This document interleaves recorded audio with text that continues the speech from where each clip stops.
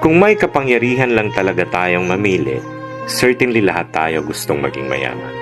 Pero hindi dahil sadyang nilikha ng Diyos ang mayaman at ang mahirap, ang maganda at hindi masyado, ang matalino at hindi gaano. At gaya ng ating mga daliri, iba-iba ang ating mga katangian. Pero ganun pa man, ang tanging nagbubuklod sa ating lahat ay ang iisang hangaring magkaroon ng maginhawang buhay ang ating bawat pamilya. Kaya kung nasa taas man ang estado mo ngayon, huwag kang feeling perfect. Huwag umastang para kang sino. At sakaling nasa mababa ka man ngayon, huwag panghinaan ng loob. Maging grateful sa kung anong meron ka. Because success really comes in different forms. Hindi ito tungkol sa yaman lang. Bagkus, ito'y tungkol sa pagkakaroon ng simple at masayang pamilya. Walang mga sakit, may tahimik at payapang isipan. Good morning!